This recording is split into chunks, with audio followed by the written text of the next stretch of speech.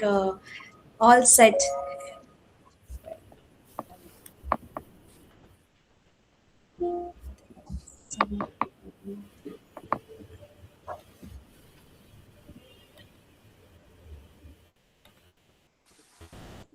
Berlin, ma'am?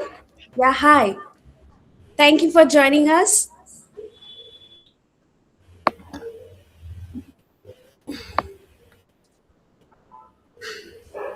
Yeah.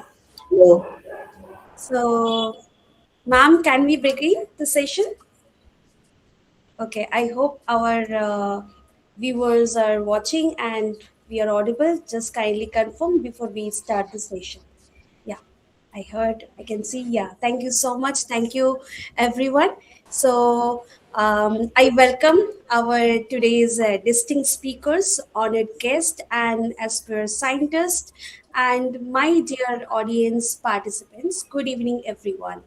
So, as we know that we are celebrating ImpactHer in STEAM, the main focus of this to closing the gender gap and shaping the future.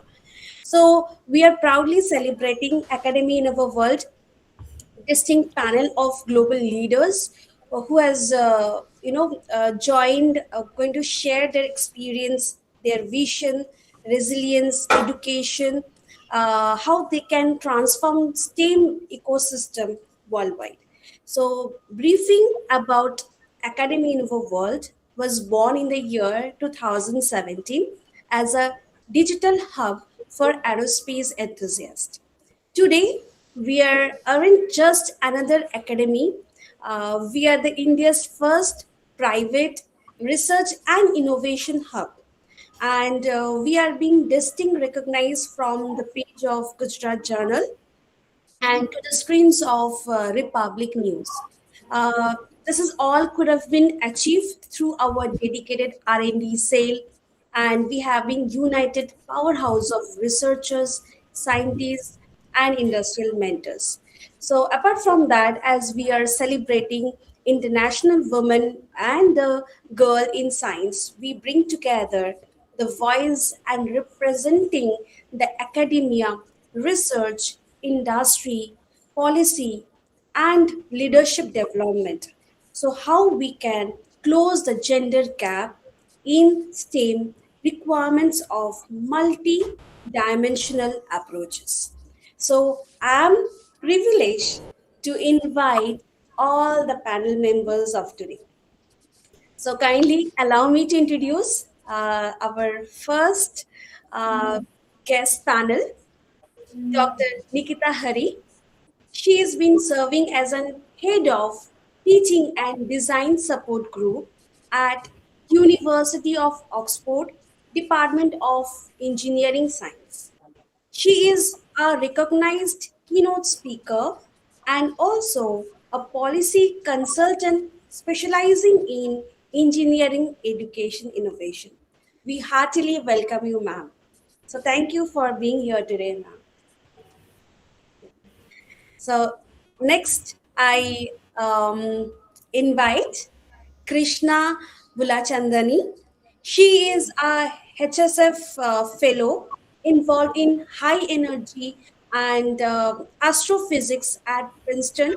And also, she is working in a very renowned place, European Organization for Nuclear Research, CERN.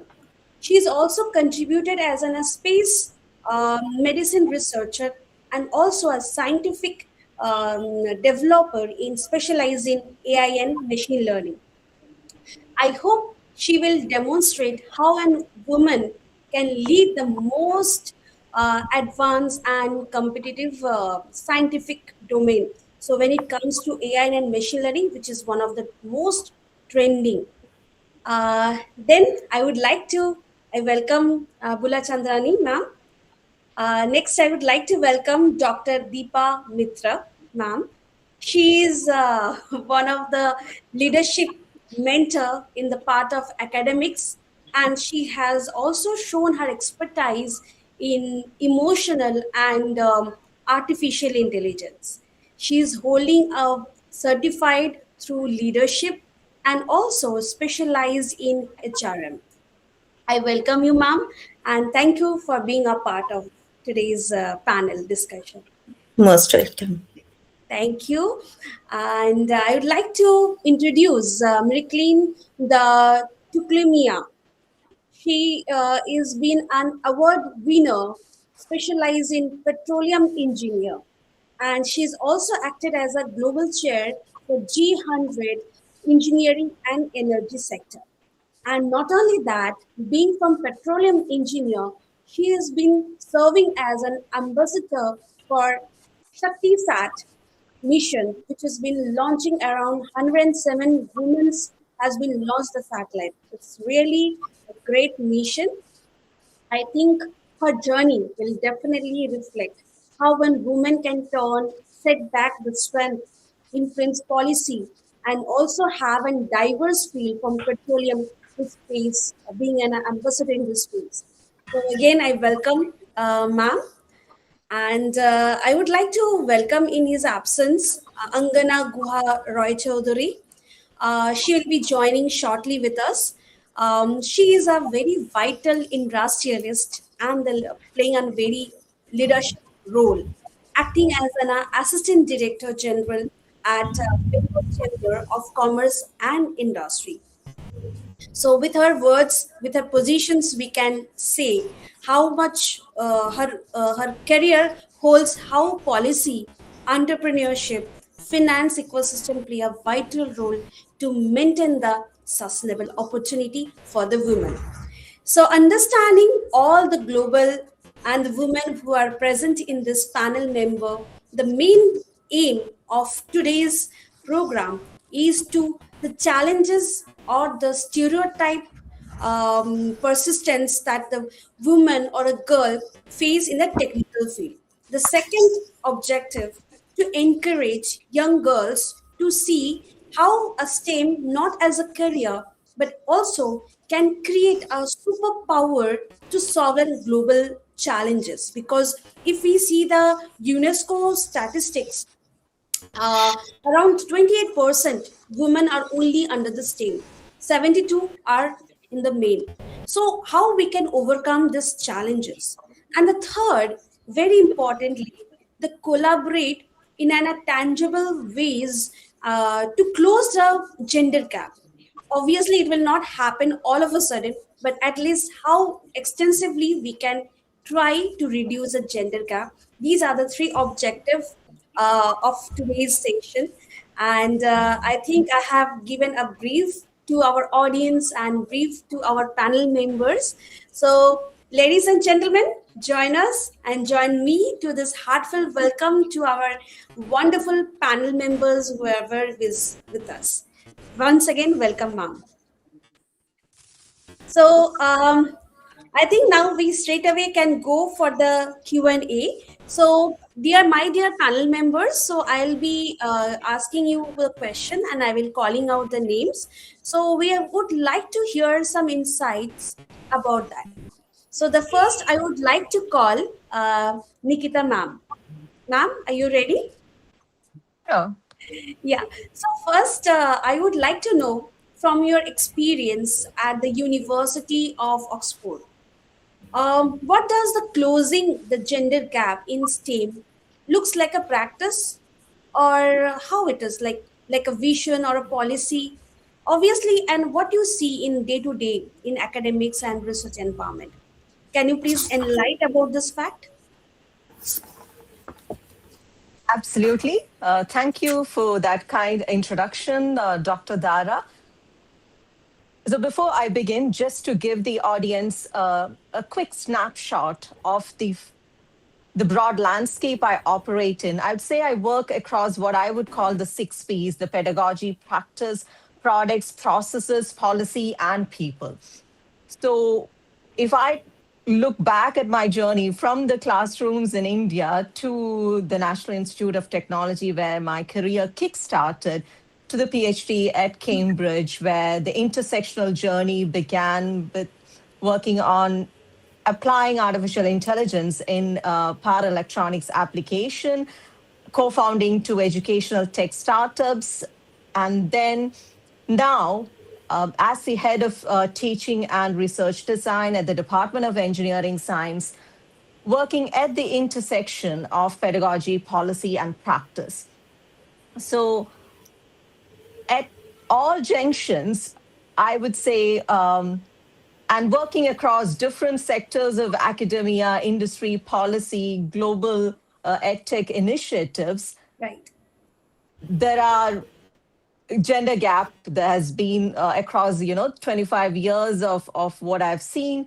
And closing the gender gap to me is not just about grand policies or visionary statements like you've alluded to. It is definitely about everyday culture. Now, zeroing out from that experience to the day to day at a university like Oxford, where I have the privilege to work, lead, and collaborate, I would say real progress within this gender gap bridging happens with our daily habits. It happens with the cultural change. So, what does it mean? It looks like meetings where women's ideas are not just heard, but built upon, amplified, and not overlooked. It means transparent recruitment and clear promotion criteria and processes. It means flexible career pathways that recognizes caregiving responsibilities without penalizing ambition.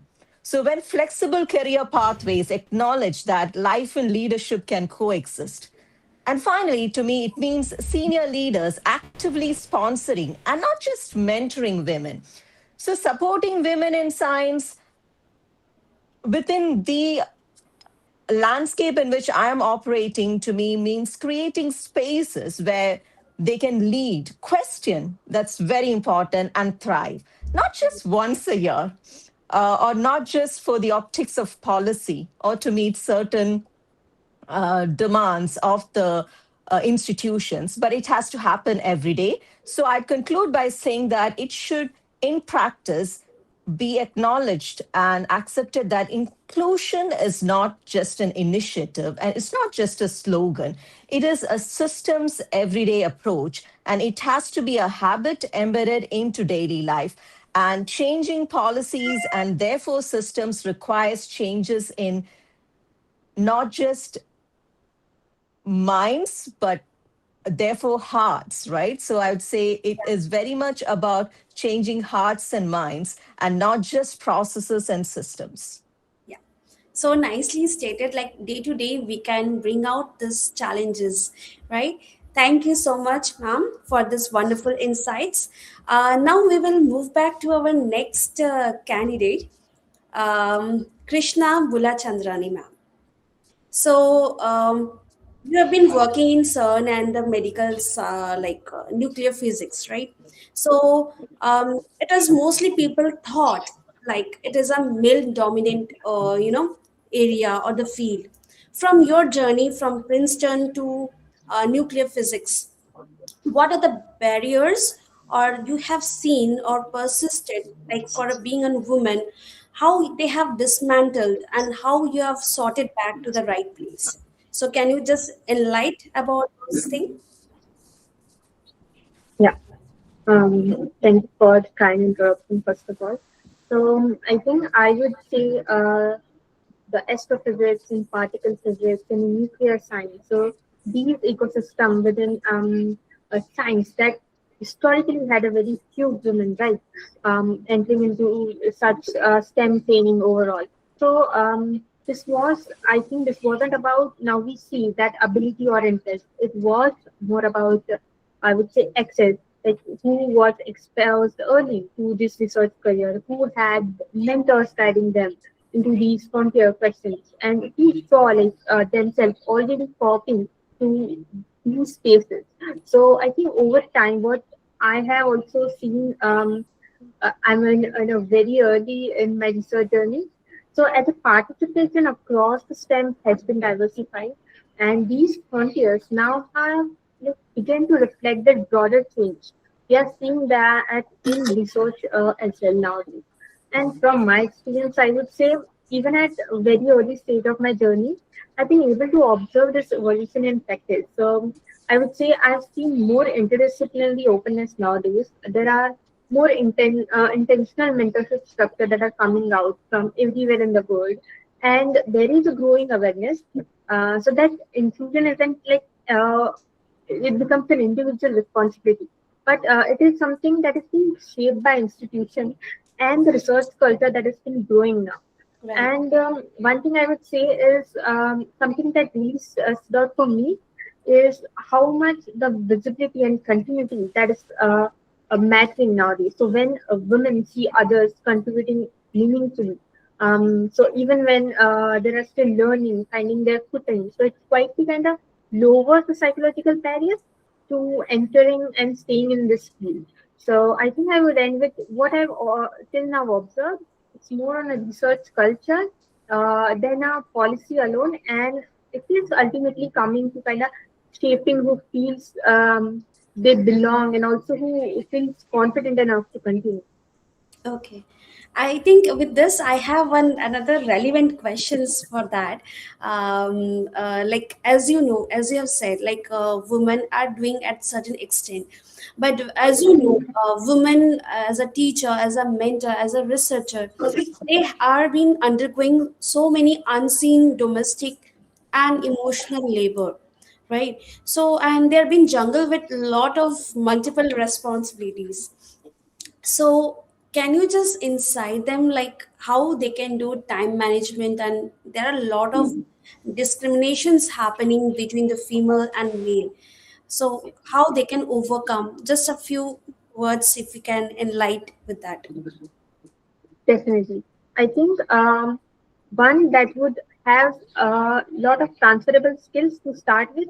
Then it always comes to the communication, kind of a self-awareness, having that emotional regulation within yourself. And I would say also to work constructively within these complex terms and complex themes with your surrounding environment. I think these few things, if you have a really good grasp on, then you will be able to manage your and navigate your path. Yeah, thank you so much. I think this is really an insightful thing that she have mentioned. Thank you. We'll move to our next member is our Dr. Deepa Mitra. Ma'am, are you ready for this question? Right. So, as you are being in like a researcher in the more into emotional and artificial intelligence, Yes. so, what do you think? Like, mostly women or a girl child, they prefer to step into such kind of career path, and how they're taking further being a woman, and how they, if they're not able to take it further, so what are the tips and tricks from your life you could suggest that they can walk forward? Okay, I started my journey. Good evening, everyone. Okay, Yeah. nice to hear from you. I started my journey with a deep love of mathematics and science. Okay, so I have done mathematics honors. Then some struggle, ups and downs. Okay, in life. Then I did two MBAs, then MPhil. I stood first there, then PhD, then postdoctoral research. Okay. And in each steps, analytical thinking helped me a lot to tackle with my life struggle, to tackle with the gender bias, to tackle with the single status. Okay, everywhere. And yes, whenever you are a girl, there is may not be in the cities, but in the rural area, semi-urban area, still there is discrimination, and we are trying our level best. Each and every student I meet, whether girl or boy, I say first you establish yourself, and if and then think about marriage, because you must have your own identity.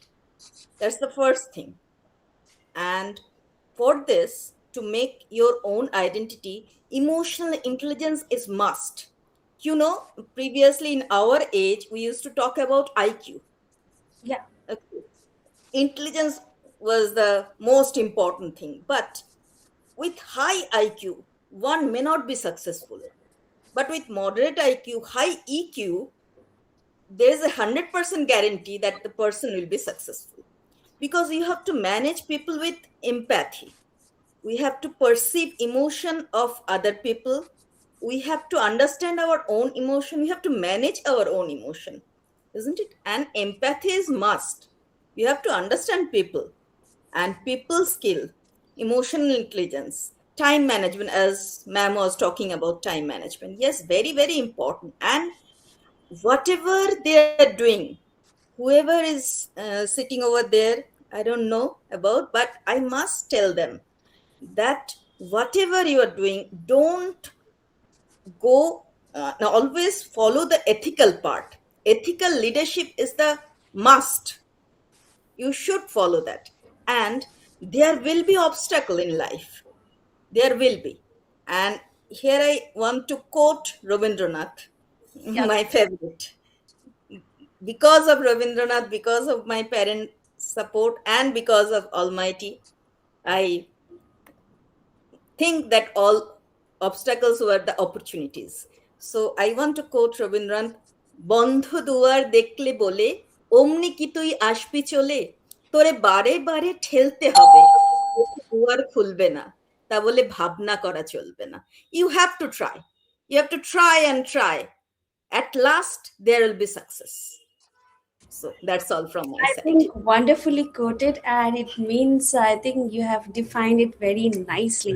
Thank you so much. I think those are listening. I think definitely I'm requesting you to utilize in your life. The hurdles will come. It will knock on your door, but it will be definitely will be success will come. One or the Yes. other door will definitely open. I think there's a meaning behind this. Okay, so now thank you so much, ma'am. We'll come back again with you. Now we'd like to move on to this Miralin. Yes, am I audible to you, ma'am? Yes, I can hear you. I just Yeah. unmute myself. Yes, and you are our biggest inspirations to all the aerospace, those who have been joining here today. And there are many aerospace of the faculty students that they have joined here, and you are one of their experience, their role model. You can be a role model for them because you have been a part of this Shakti Sat ambassador. So, on behalf of that, as you know, UNESCO highlights equal access to quality STEM education. From your global experience in engineering and petroleum, what steps can you think that encourage more girls to enter or remain in the engineering field? Yeah. Okay, thank you. First, I want to thank you for the invitation. Thank you for allowing me to share my story and also be able to encourage, more, especially more girls and women to get into the STEM sector, especially the energy sector where I'm from. And so the energy sector, because I've been in the energy sector for 30 years now. So when I started, there were really not a lot of women, especially women looking like me. So it was quite a challenge. And so I didn't have any role model. I didn't have any guidance. And my story is a bit also, a bit complex because I didn't actually start in the energy sector. I was actually into the IT sector, and so I actually studied IT. And a family event happened. Lost my dad, who was actually supporting me and also my big inspiration. And at that time, I actually had to just choose an area to work. And it happened that in Gabon, where I'm from originally, the energy sector was quite big, and they were really looking for, people who were, studying science, and they were going to train them into petroleum engineering. And I took this challenge. So I always tell people, being in the energy sector for me was love at second sight, because that was not something that I really planned. It was something that came to me. But I did realize that there was an opportunity, because as you can see, energy is actually present. It's really the backbone of a lot of industry, most of the industry around the world. So I was very, inspired to really to really position myself to be able to make a difference in that sector. So when I started, there were not a lot of women, obviously, and it was really difficult to find really, to set goals and really navigate the industry. So I really had to to work with the men that were working with me. So I had some very inspiring men mentors who actually helped me to grow and to also, navigate the industry, and especially in terms of leading men as well. So a lot of steps have in terms of women entering the industry. I think we've made tremendous progress. The numbers have definitely increased. So we are getting more women getting into STEM, more women getting into the industry. But the key problem right now is to keep them, especially, I know you were talking about, when we have a family and all the responsibility that come with it. And I went through it myself. When I started my family, I was pregnant from my first child. It has actually created a big challenge with my manager at that time, who thought that, starting a family was actually going to impact my work, and I was not going to be, productive or, deliver anymore. So I had to basically go through this challenge. And the way, I went through this challenge through my career is to be really intentional to take position in areas or in countries where I could have support at home. Mm-hmm. So, which means mostly at the beginning of my career, taking position in developing countries where I could get help at home, and continue to work at a very high level and deliver, because as you know, as a woman, you are actually required to work even more than men to deliver and show that you are capable and bring excellence. So that was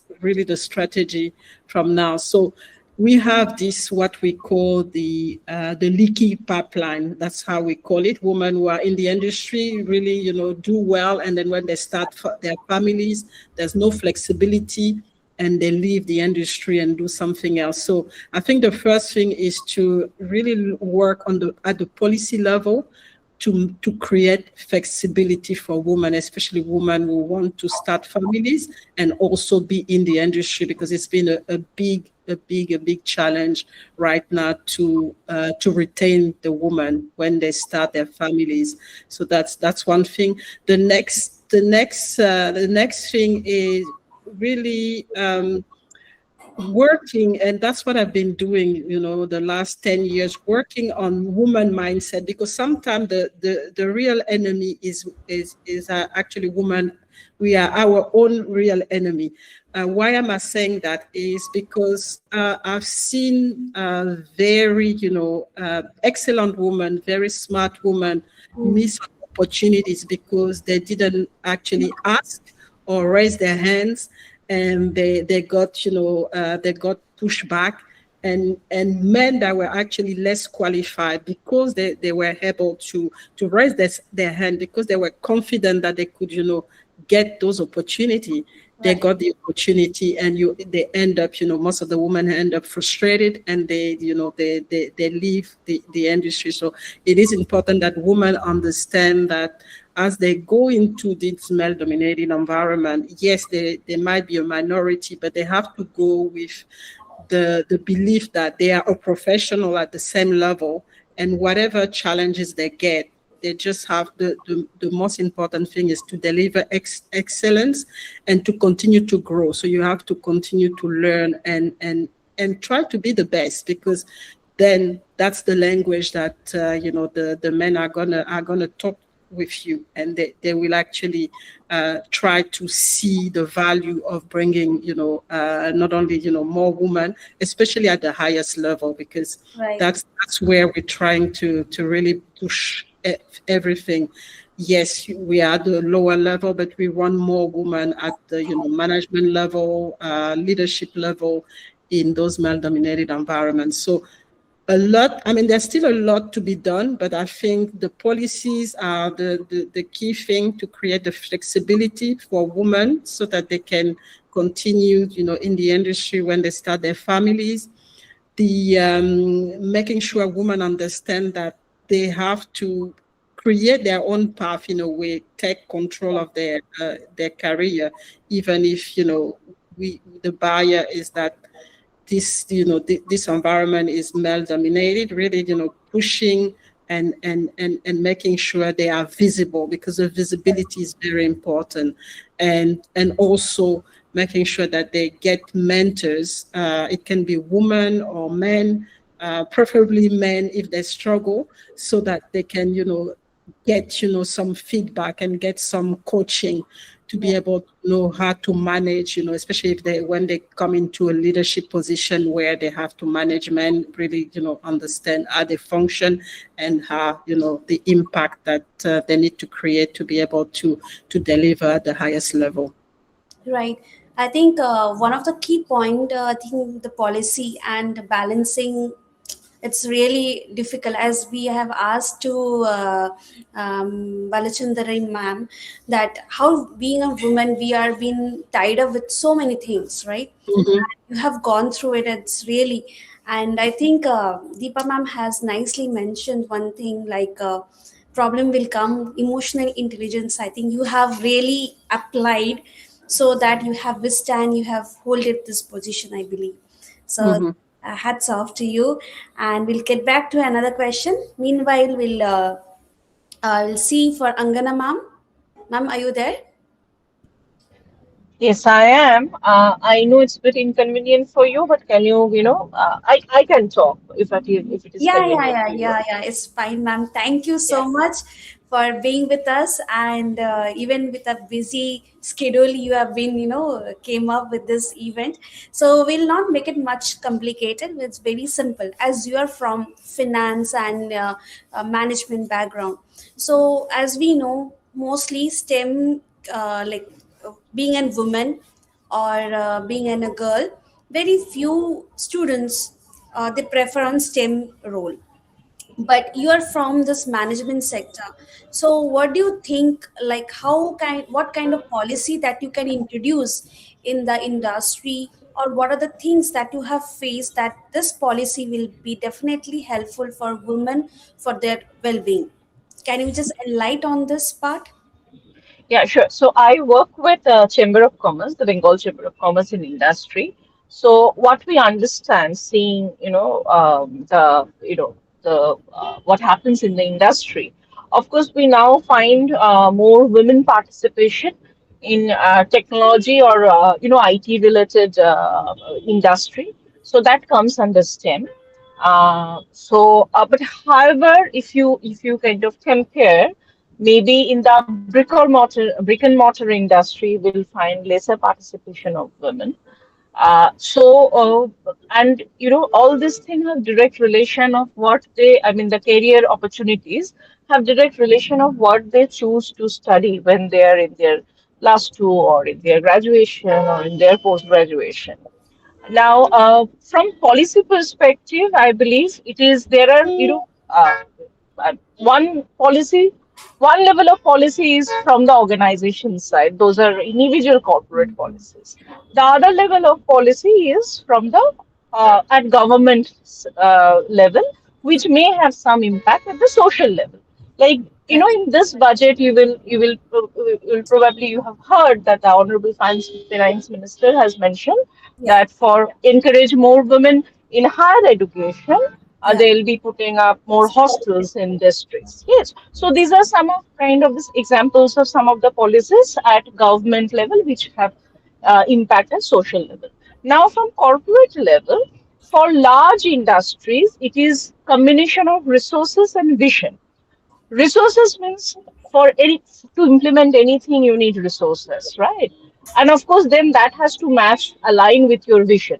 The vision has to be that I would like to, as an organization, we would like to have more women participation because we believe that diversity will kind of enrich the organization. That has to be more, not just a social decision, but also has to be a business level decision. If I have that kind of vision and I have resources as an organization, then it is easier to put up, facilities like, maybe whether it's a fresh at workplace, maybe whether I can, as an organization, we can offer more support during, as she mentioned, during the maternity leave, or, whether we can help women colleagues doing training to Right. upskill themselves. So these are different kind of corporate level decision. And then uh, but for larger industry this is one kind of, but if there is also a lot of MSMEs in our business structure, if I may put. Now for the MSMEs, in most cases, even if they have the will, there may be difficulty in resources. So they are actually, if we have a social structure, somewhat which can be kind of promoted by people, somewhat it may be promoted by the government, right? Right. Like you have hostels for working women at affordable prices, which can be availed by women who are coming from remote locations. So for in these cases, this sort of policy interventions help.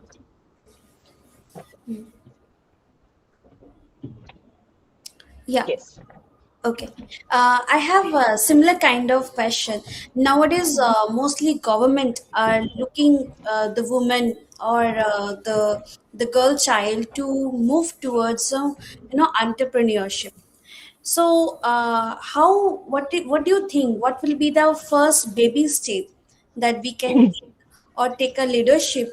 So to initiate them to bring down to their entrepreneurship role from 18 age or plus or maybe beyond that. I would like to, approach this question first, not as a gender Hmm. topic, but more as an entrepreneurship topic. Hmm. From the Bengal Chamber, we have an incubation center with Government of West Bengal, Webel.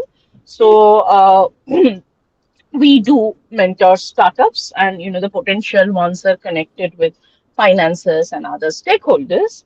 So Hmm. first, if I forget the gender aspect of it, if I am looking at entrepreneurship itself, is it's not a very easy domain. Yeah. You probably have to be passionate to be entrepreneur, because you have to be passionate to take the key element of in entrepreneurship is the risk element, which kind of differentiates an entrepreneur than a professional, right? Even in many cases in our professional responsibilities, we work as entrepreneurs, taking ownership. But what differentiates us from entrepreneur? The risk taking ability, right? Yeah. So that itself is, it's a very not a very easy job, of Yeah. course. So either you have to be really passionate, or you have to have that kind of ecosystem where you can take that step of being an entrepreneur. But yes, now things are more structured in the sense of, when I passed out from college, we did not have the concept of, or even if there was a concept, there was not enough incubation centers. We Yes. did not have the concept of VC funding. My friends who have become entrepreneurs, they have either kind of channelized the funding from their family, or maybe they have worked and then saved and then got into entrepreneurship. But of course, these days things are a bit more structured. Now coming to women entrepreneurship, uh, of course, both from banking and non-banking financial institutions and also from government. There are grants and financial assistances to promote women entrepreneurs. There are also, I think, for PSUs, for vendor onboarding, there's kind of they encourage more women-led, startups and MSMEs to join as to onboard them as their vendors. So these are, of course, some of the very, positive steps which may or probably have created a lot of difference. But I would like to say that entrepreneurship itself is more than a gender related, right? Yeah.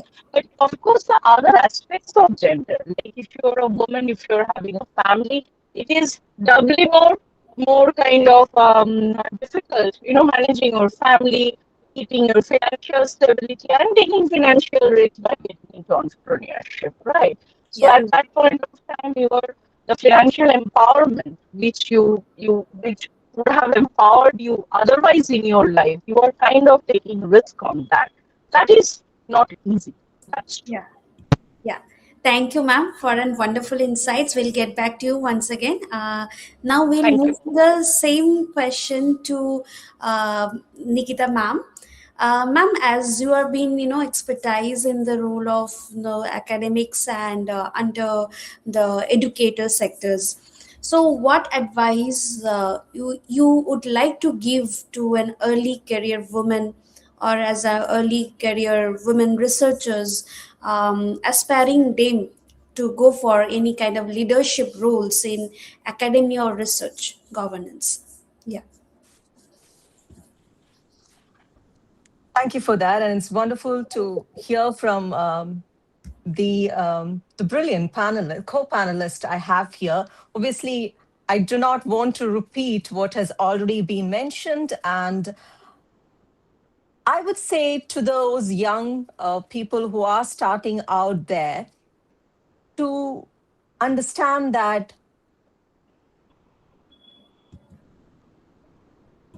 as an early career researcher and young women, possibly in the invisible room or the landscape out there, I would say you do not need to feel completely ready before you begin. Obviously, other speakers like Marel has touched upon these in detail, so I won't go into the depths of it. It would be just a repetition.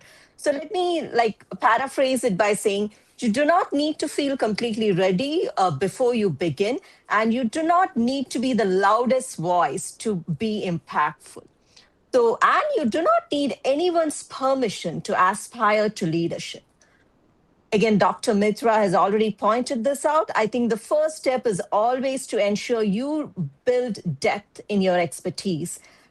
And parallelly, you build visibility with courage and to actively seek mentors, and not just mentors, but also sponsors. Because you need people in the room who will back you when you are not in certain spaces and places. So that is really important. Who will talk behind you and who will cheer you on and make a recommendation for you without you actually asking. So you need to be able to build a tribe and a community of supporters around your immediate vicinity. And I think one of the most important things to remember is as you rise, please lift others. I know within the patriarchal setup, there's always a huge, encouragement for women to put down other women. Yeah. So do not fall into that trap, right? And that's something I really, really want the young generation to remember. And again, going back to what other panelists have already talked about, but I'm going to reinforce that again. I think excellence is foundational in whatever you do. And don't stay invisible. Why? Because even when I was at Cambridge, like 20 years ago, almost 15 years ago, people will tell me, you are a female, you're a woman. Why don't you just put your head down and do your work and get on with it, right? Public engagement and any other outreach or even talking about your work was not really allowed or was not seen as very ladylike because women don't talk, right? Women can't have a voice. So present your work, build your networks intentionally, Seek mentors. Sponsors will advocate for you in rooms you are not in. And please, please remember that leadership is not just about titles. It is about influence, it is about collaboration, and it is about courage to shape conversations. And very importantly, I'll again say this, please pay forward, pay backward, take people along as you rise. And collective progress, you should remember, is sustainable progress. And already Dr. Krish has pointed this out. The true success in STEM is not individual anymore. It has to be collective, and you have to, be part of that community, right? To be able to rise up. So pay the path forward, not just for yourself, but for others too. And that is really, really important. Yeah, so nicely stated. I really appreciate, and I really do agree. If you're working, take a few more women and girls with you so that we can succeed more strongly and powerfully. So nicely, and I think we have some. We'll get back to you, ma'am, with another question. And I think we have some question with Krish, ma'am. Ma'am, you are from nuclear science and nuclear medicine. So many other candidates, being a woman especially, they're not aware of this field and the fellowship that you have attained and reached to this position.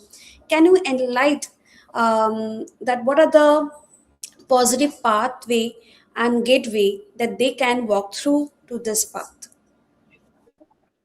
Definitely.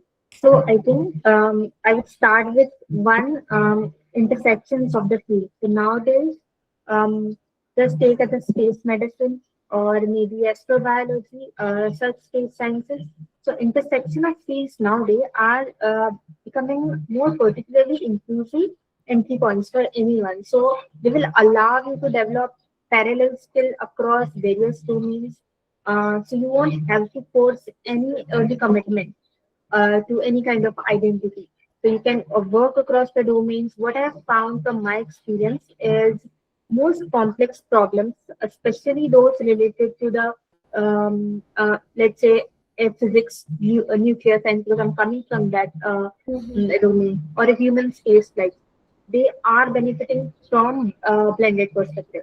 And inclusivity often will emerge most naturally at these boundaries, because what is happening, diversity of these trainings are getting translated into better science. And I would also say that media science, or let's say in kind of medicinal science, they kind of feel little invisible, only because they don't get talked about early enough. So good news now is that there isn't any just one entry point. As I said, just go with intersections and let yourself explore different domains. Don't settle into any one identity so early, and you can keep exploring, learning. And one thing really important that helped me as well is having transferable skills. I will keep weighing on that. Having transferable skill nowadays are really important. I think this is a wonderful thing, like a transferable skill. That means if they have a parallel domain, means they can transfer from one domain to another, right? So I Yeah. think this is a wonderful thing that we have learned today. I think it's all about skill set. I think that is what you are trying to tell, right? Yeah. Yeah. I think that's clearly makes sense. And thank you so much, ma'am, for this wonderful insight. Now we have a relevant question. What Nikita ma'am has stated: when women are working and take other women also take it along with you. So this question for this Deepa ma'am. Ma'am, are you there? Yes, I'm there. Yeah. So this is like a refined question: how an educators or employers, collaboratively create a psychological or a very good connectivity, a safety environment where a woman support other women professionally or in the learn it mode. Okay. Theoretically, it should be, Yeah. but practically, uh, we see the reverse scenario. Oh, Actually, not the man, especially women become the enemy. obstacles of the growing woman. Okay, what I faced. Okay, I think many. I don't know if you have faced or not, but many in family as well as in professional life. Okay. Okay, and you're talking about psychological safety. Yes, it matters most, I'll say, because if you are not feeling safe at your workplace, at your family, if you cannot communicate your doubt, if you cannot raise your voice against something, then it's not a proper place. So as an educator from the beginning in this STEM curriculum, we should embed this thing that psychological safety, emotional intelligence, and communication with our body language. Hmm. We should show the confidence. I generally speak to my students that visibility of traits should be there. You know so many things, but when you are appearing and you are nervous, so you have to raise your voice and you have to say what you know in a proper way. Hmm. So whenever you are feeling unsafe, you should raise your voice. Be the whistleblower. There shouldn't be any fear, and we should have the courage to say no Yes. whenever it is important, but humbly. Yeah. Humbly. Okay? Because aggression is not good, but submissiveness is also not good. We have to be assertive. Hmm. Then only we cannot think that someone will come in plate and will say, yes, yes, you are psychologically safe. No, we have to create that environment for us, Yeah. for others. Right. Okay, so it's our responsibility. We Right. should lead and we should lead others. Today I can, so today you, whoever is listening in the hall, so you also can. So it should be self development. You develop yourself. It should be self motivation. Motivate yourself. That no one should come to you. It's not like Draupadi's that Kuru Rajshava, that Krishna will come to save you. You be your own Krishna and save yourself.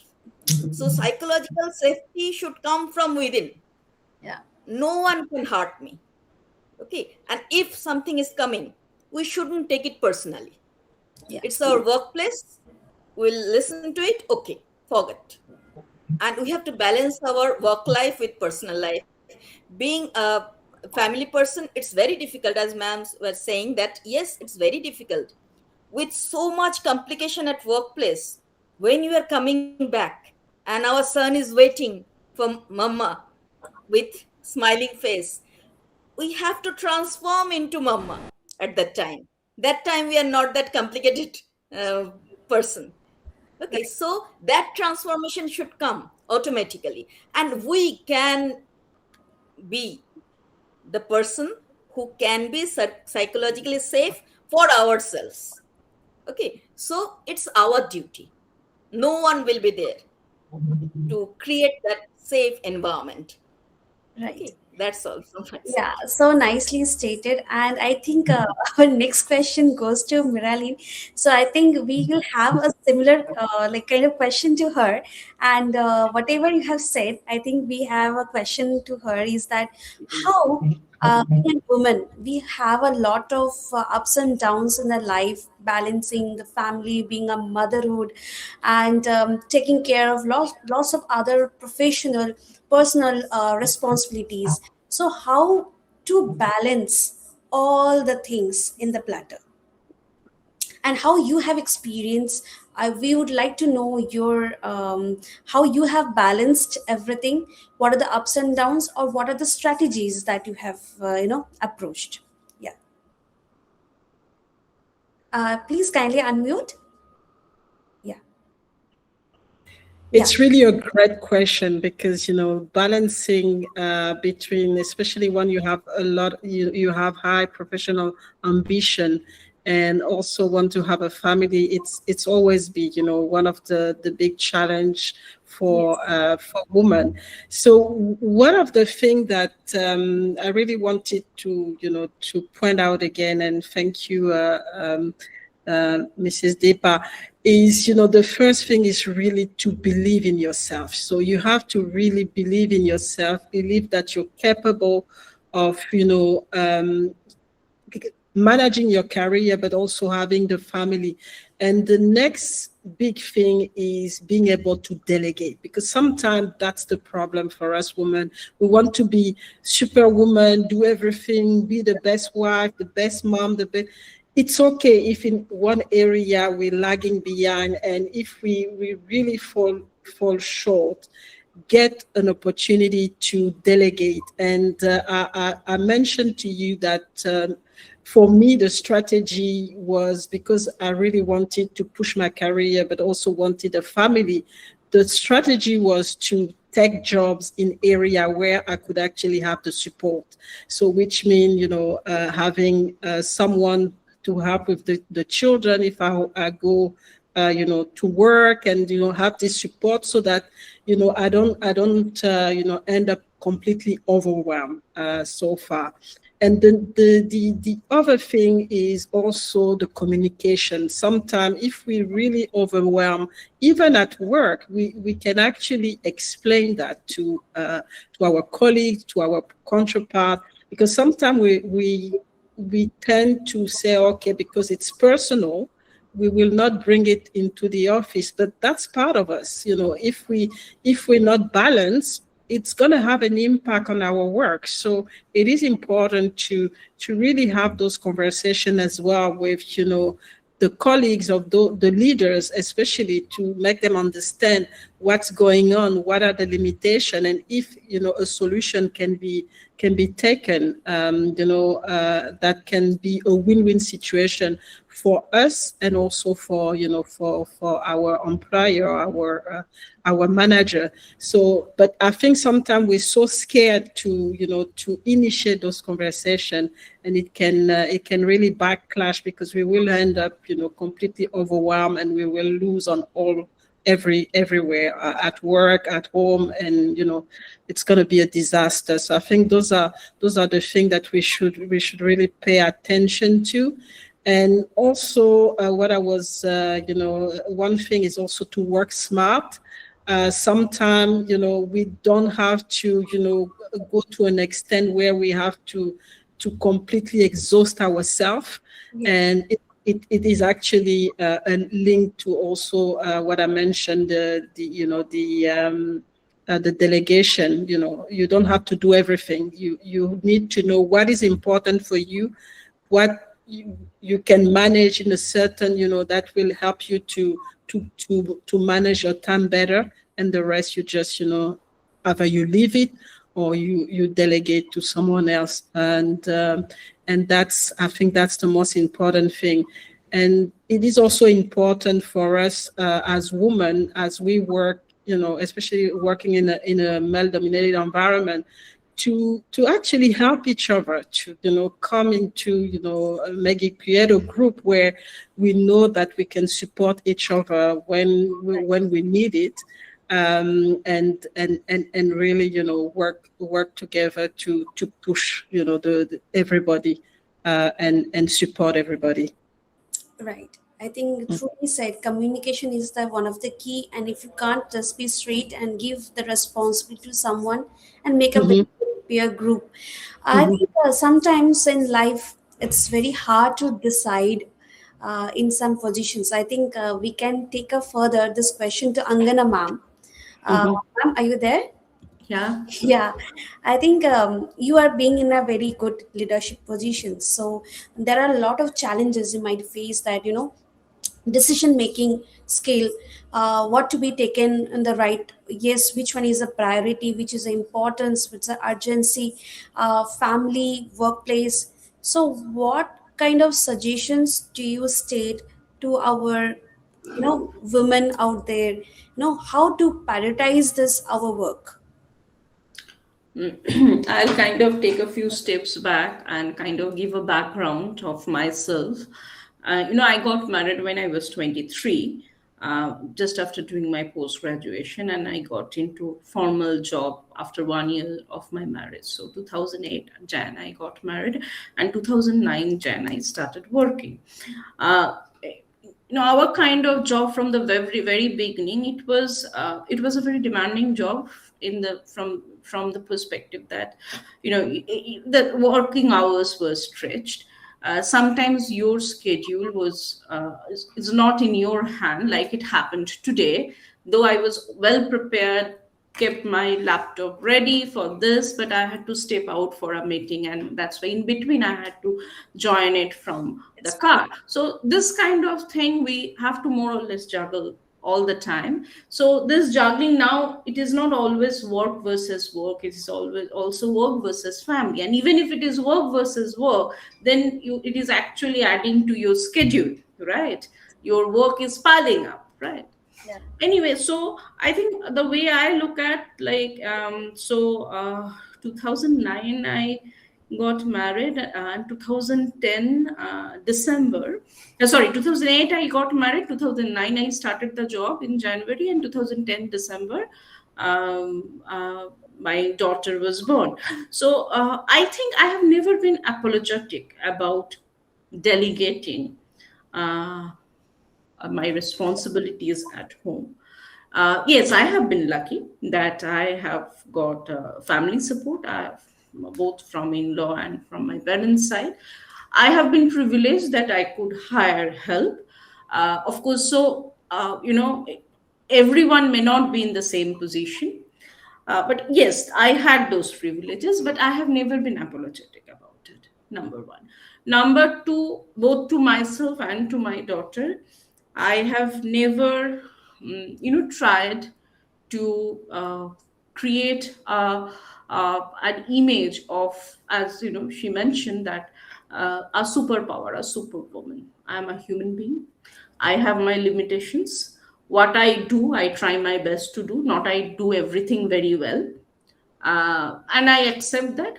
I accept my daughter and rest of my family members and my friends and my colleagues at work to understand that and to accept that I am no superpower. So even for as a mother's responsibility, of course, in some cases I prioritize a mother's responsibility. Maybe I take a day off if my daughter has an examination tomorrow. In some cases, maybe if she has an examination tomorrow, but I have to go for a meeting or even travel outside. So I have to so planning is a bit important. So if you are delegating work, who's kind of standing in your place, whether my husband can work from home on that day, though his system is not also work from home type, but whether that day he can make an exception, right? So, communication and being not being apologetic about it, family is to kind of share responsibilities, right? And even at work, it is prioritizing in the sense of, yes, you have to organize your work well. I think one of the co-panelists mentioned that. So, if I am working whatever number of hours, either I am being able to work more or I am taking lesser amount of time, right? Planning your work, organizing work, using technology for your work. So it's kind of a combination of everything. And yes, being empathetic and supportive is important. I'll share two anecdotes. When my daughter was she was a baby. I had to, on a Saturday, I remember I had to go to one of the offices of one ministers in charge of government of West Bengal, and I took my daughter along with me. I told him I couldn't have avoided it. She her biological clock said that I would be there, and it was not planned. I had to step out. So, and he was fine. And this is one example. It happened with me. He could have not been fine, but he was fine. But I took that decision. If I'm going out on a Saturday, I'll have to take my daughter along. At our workplace, we have, it's not a regular no, but we have, brought our children to our workplace. Maybe, during exam preparation or something, you are working, maybe you make your child sit around you and study. Another example I would like to share. Once we went to kind of do a business conference in Shiliguri. So we were the organizer, and coincidentally, it was an all-women team. But one of her colleagues, she had to take her daughter with her because she was traveling and there was nobody at home to take care of the child, right? And of course, so when we were in the hotel at the conference, so we couldn't have left the child locked in the hotel room. We took the child along with us to the conference banquet, right? And you try to kind of take turns and look after the child. She was, I think, 4 or something like that, and she was at the registration desk, but she was a child. At one point of time, we saw that the child was inside the banquet hall. She was not creating any kind of disturbance, but she was moving around. So I made it a point that, I would mention, it was a disclaimer from the organizer that, it is a all women's team, and one of our colleagues had to bring her child. So I would expect the people in the room to be supportive and take it, not get disturbed about it. We'll try and make the child understand that she can't make noise or something like that, but she will be moving around. To some extent, we can restrict it. To some extent, we cannot restrict it. So this, as an ecosystem, we need to appreciate and understand. I think wonderfully stated with the example. I think decision is all up to us and how we manage the things and balance the things.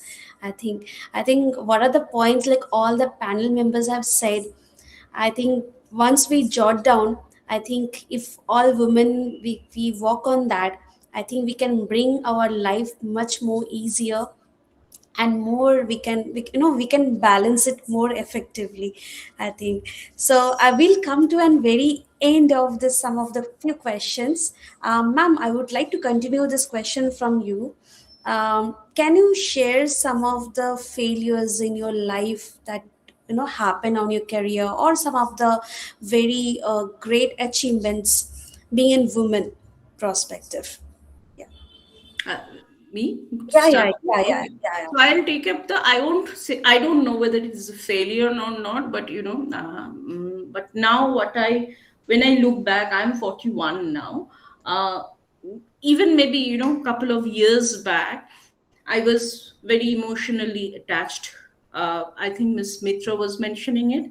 It is very, very important that you disengage yourself emotionally from the work, and it is probably not an easy process, because when we think that we need to be passionate about our work, I don't know whether it is a feminine thing or it is an individual thing. Somehow our emotions also get involved with that. But with age, I have got that maturity to be passionate, to be truthful, to be loyal with my work, but yet not, getting, succumb to my emotions, right? So that is probably one thing I have, understood maybe when I hit 40, maybe, our younger colleagues, if they start appreciating this from an earlier age, probably that will help them to kind of balance. However, that does not mean that, not being involved with the work itself, but, somewhere kind of keeping the emotions out of your system. And so that is one thing, a learning. And achievement, I would like to take a step back from my work life, but go to my personal life.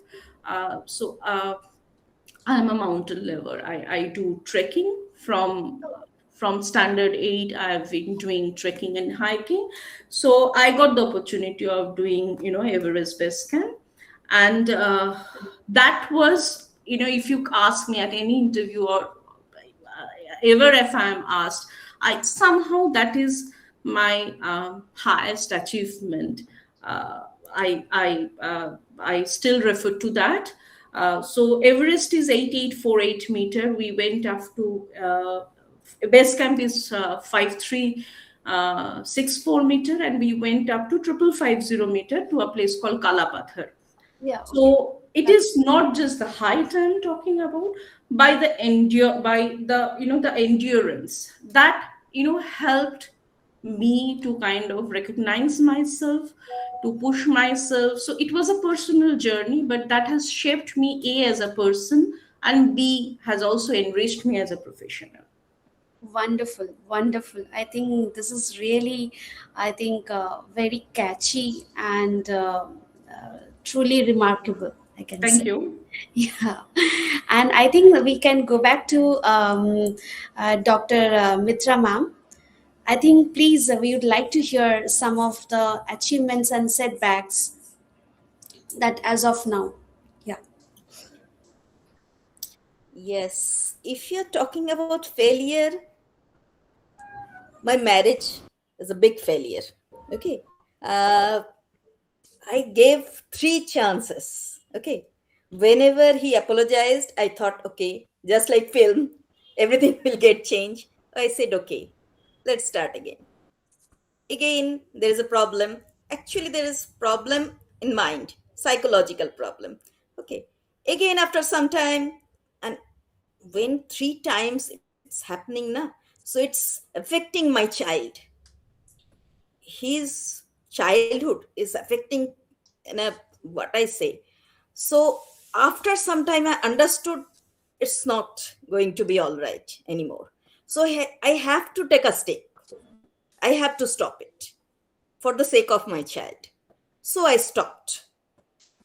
And then it was a very tough journey, though my parents were there, but still, son or daughter, whoever may be, but they need mother all the time. And as Angana ma'am was saying, same thing happened to me. I was teaching in JDBI, so I moved my son to Bidla High School so that I can see at the tiffin time, I can see my child playing at the playground. And whenever I went to Bharatiya Vidyavan school, so that I can take care. Being a single mother, it's the main problem. And whenever my class was at 7:30, he used to go with me and sitting in my chamber, playing with my computer, and I used to take class.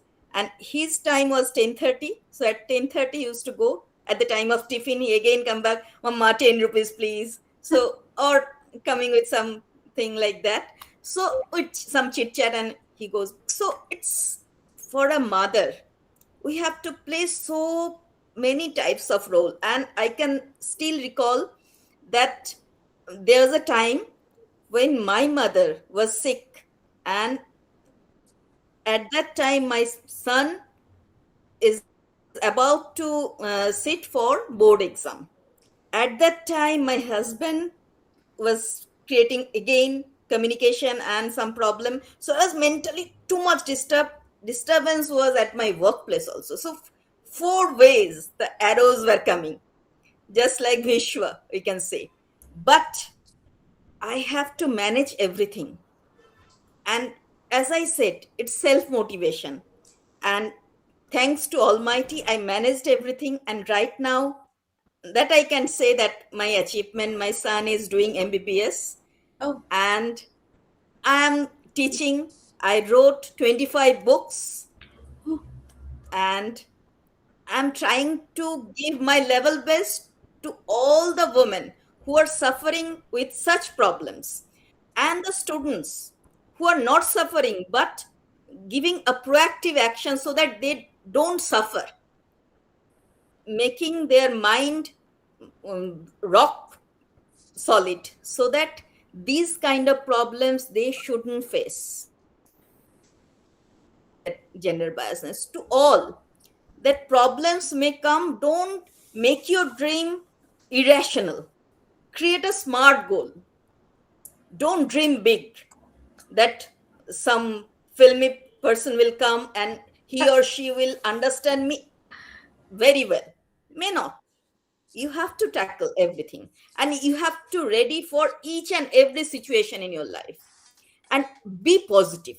That's the main thing.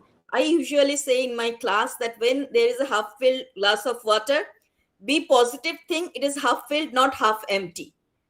So always be positive, whatever is happening, it's happening for good. So if we believe that, we can move forward and we can achieve success. That's all. Wonderful. Again, mind blowing. And we are really sorry to hear the setback, but we can see that we are in a position to So say, that's the motivation. exactly. I am thankful that it happened. Otherwise, I could have been just a housewife at Yeah. the time. I I never think, knew that I yeah, have some potential. yeah, that's true. After that obstacle, I knew that I can do something, because at that time I was 23. Okay.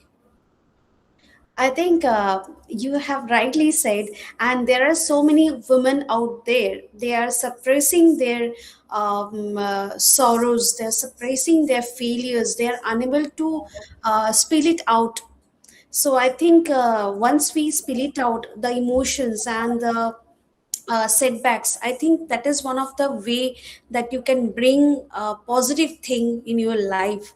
I think, yes, thank you so much, ma'am, for sharing your setback, and also a wonderful achievements. Publishing 25 books is not a easy thing to publish for 25 books. It's a big achievement. Yes, I really appreciate that. Yeah. Thank you. Now we will move back to the same question to Miralyn. Yes, ma'am. Are you there? So you would Yes, like yes, I am. And I always have a problem with the word failure, because for me, it's, it's not really failure, it's the lesson that you learn. yes, And as it was said, before, you have to stay positive. Even when something happened to you, you have to really focus on what is this situation telling me, what is the positive, and really be focusing on getting and using that as an opportunity. So I wouldn't say that I had, any failure in my life. The only thing that I can say is, at some point in my career, I was not, I was basically stuck at a certain level. So I've worked for many, global organizations, and I was just moving laterally. And so I took the leap to become an entrepreneur. And it was very difficult at the beginning. I think the first 2 years were really a disaster, but I didn't give up. And it actually taught me a lot, the resilience, really going back to the drawing board, learning new skills and pushing myself. And I'm happy I went through it.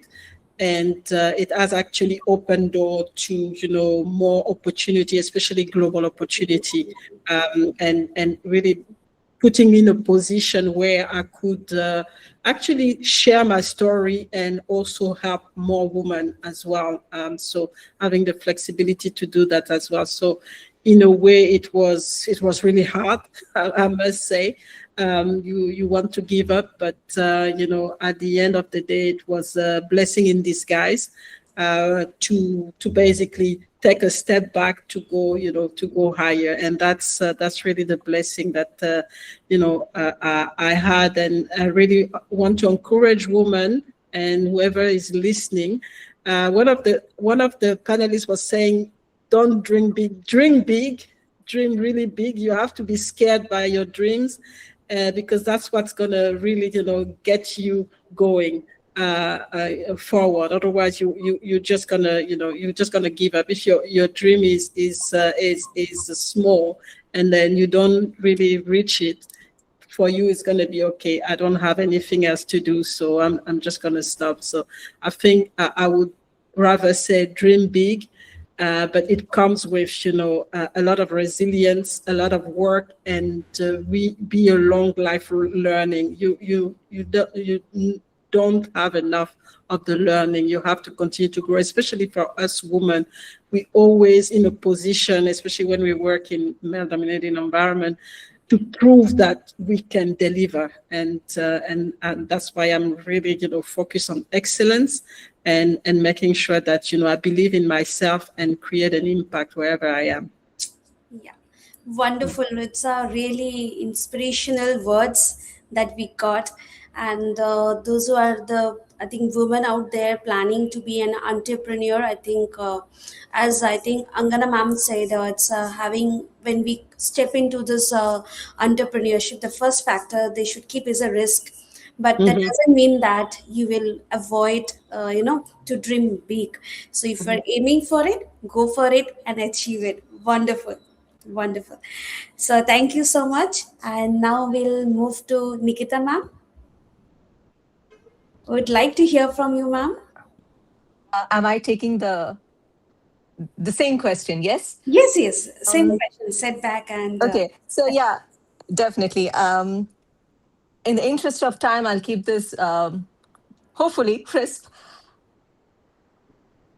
And I do agree with Marlena when she said to rephrase or coin the word failure with setbacks or rejections or lessons or experience, however we might want to do it. So for me, stepping out of my home alone and having my first coffee happened when I was around 25 or 26, right? I was never allowed that. So it may sound very simple, but for me, it was quite an act of my first success, if you want to call an act of breaking orthodoxy. I am not going to list or name all the accolades of being academically brilliant or having all the first rank and so on and so forth. That was all there, but I did not feel like that was anything that was a highlight during that period of my time. To have the freedom of choice to make simple decisions in my life, I would say was my first success. And now, when I in my 40s now, when I look around me to the accomplishments in the traditional sense, whether it's being in the top 50 women in engineering in the UK or being listed in the textbooks and people reading or coming to a point where they're learning about it, leading in educational leadership and so on, I'll philosophically put it that it has been full of lessons, learnings, tears, toil, success, smiles, and laughter. So, what changed for me is not just the environment, but it is basically the mindset. And I have had to choose growth over permission, right? Because that's a big word, in especially in South Asian cultures, patriarchal cultures, where women has to constantly seek permission. And to borrow Angana ma'am's,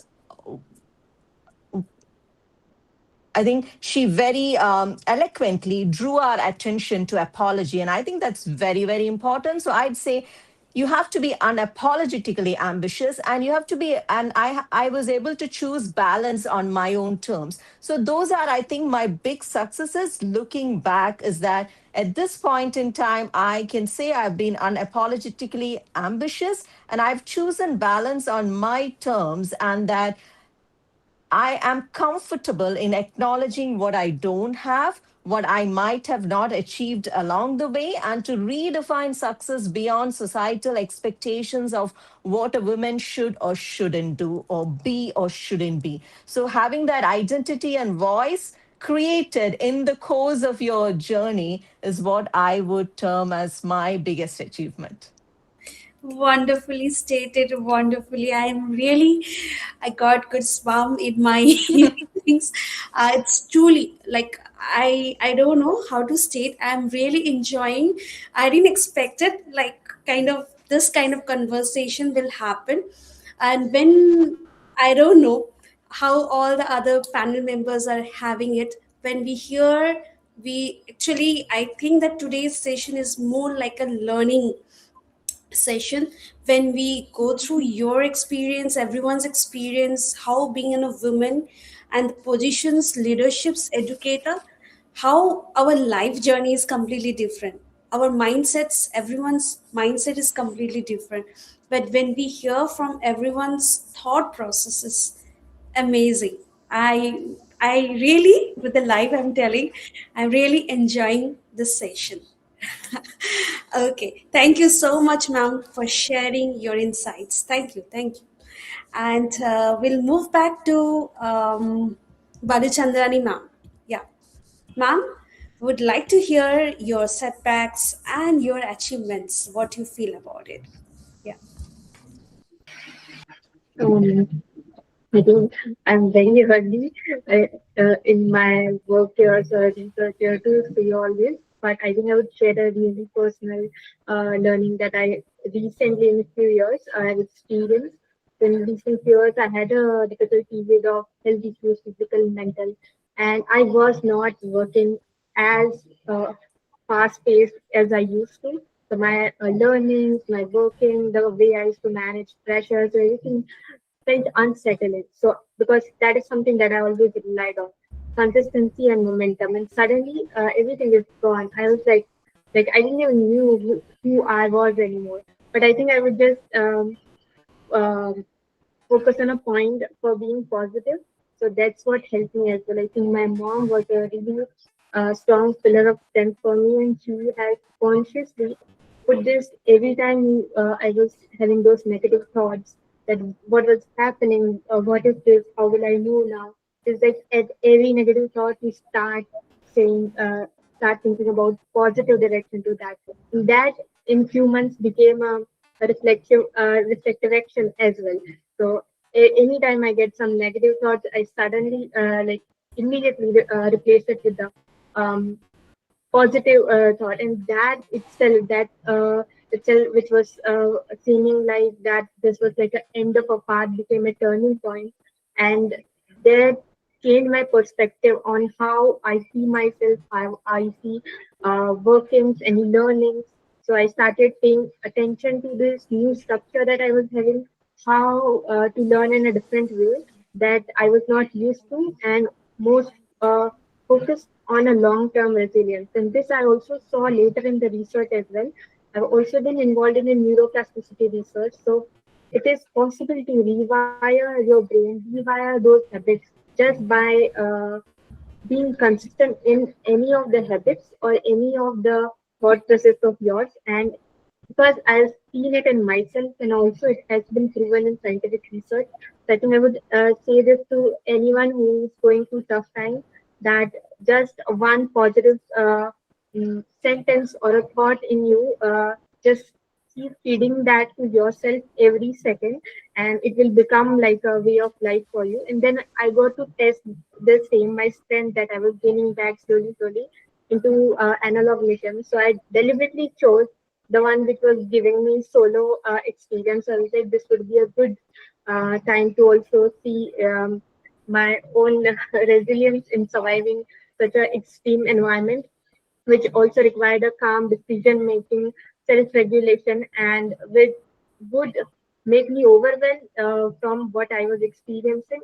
But I finished it with such a good learnings, and it kind of showed me that I could function steadily under extreme pressure, isolation, and also if everything just would go. Keep thinking positive thing, the positive thing will attract. So I think you have nicely stated the quantum physics and implementing and bringing the positive thing attracting within you so nicely. And I really thank all our panel members, Nikita ma'am, Marlene, Deepa ma'am, Angana ma'am, this Krishna ma'am, right? So I'm really thankful for making this session very success. And the output that we have got like encourage, obviously I think by hearing the messages or the life journey of yours, the thought process, some of the key points that in your life journey, how you strategically balance the scenario. So I think definitely the women out there who is really struggling as an early age problem, or the girls who is thinking to take what are the challenges being in STEAM, I think it will be this kind of program will definitely sort out the issues, will definitely help you to take a right decision, and will definitely help you to take like how self care. communication, like conditioning the mind. These things can play a very very vital role. And being dedicated, being thinking what is right for you, being a woman, no one is there to judge. We are here to think about ourselves, what we really love. Self love, self care is very very important. That is clearly stated. And if once we started thinking about self care, everything will be balanced. And never ever think this is risky, so marriage is the first option. No, this is very very important in this current scenario. This, I think, long back, there are some women, family pressures are there. I think there are certain things that you can fight back. So yes, certain things you can't, but decision, you should know that how you can make a good grip on that decision. So these are the things, I think, are the key points to take away. Whether you're staying management, not a matter. So matter is how you take a decision, how bold you are. So I think we came to an end of this session. Will not take much of the time from our panelists. So we would like to know one word from each of the panelists. So how you felt about this session, how it can really help or boost our upcoming woman or the girl child thinking to go in the right direction in the career. Just one word. We'll start with Nikita ma'am. Yeah. It's always lucky when you have the one word. I would say courage. Okay. Okay. Next, we'll go Miralin. For me, it's going to be dare. So because you need to really dare to get involved, and and forget about everything that is that you see as an obstacle. Just dare to be there. Courage, dare. Okay. Dr. Deepa ma'am. Confidence. Confidence. Angana ma'am. Ma'am, kindly unmute. Yeah. Believe in yourself. Believe in yourself. Yes. Krishna ma'am. Visibility. Visibility. Wonderful. I think this is the conclusion of today's session. Being a woman or a girl child, whatever you decide, have courage, dare, visibility, believe in yourself. And I think I have given all the things, I think, right? Courage. So thank you all the dear, my dear panelists. I'm really, really thankful that you have been available here in this very short notice, and you have shared wonderful insights in this session. And we'll get back to you. We'll be sharing our feedback form at your respective mail ID. So please give your honest feedback, how you felt about this session, being in this panelist. What is your experience? Right? So we'll be really, really happy. So in the next event, we can improve. Right. So thank you once again. Thank you all the panelists. I'm really, really happy. Jai Hind to everyone and good night. Thank you And so thanks much. to you also. Yeah, thank you. Yeah. Well, Thank you, everyone. Thank you. Really happy. I'm really done. happy for this event. Thank you. Thank Bye. you. Bye. Good Thank you night, very everyone. much. Bye. Good night. Jai Thank you. Hind. Bye-bye. Yeah. Good night. Signing off. So here, Aishwarya, we are signing off. Thank you all the panelists for being here, and thank you so much. I hope you have really, really enjoyed this session. And those who are really still watching, so don't forget to fill up the feedback form before you leave the session, because you'll be getting one day webinar certificate for this event. So thank you once again. I hope being a woman and STEM, you have really really enjoyed this session. And signing off, hats off, good night.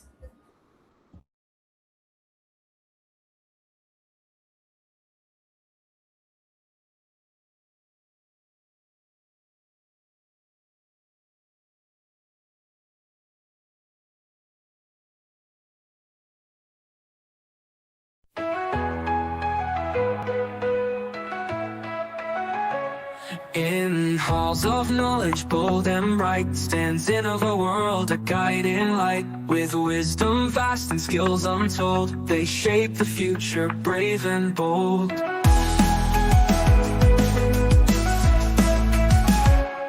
From AI's rise to research call, they train the minds to conquer all. Workshops, FDPs, and learning grad, empowering scholars across the land. Innovation flows in all they do, breaking barriers, forging new.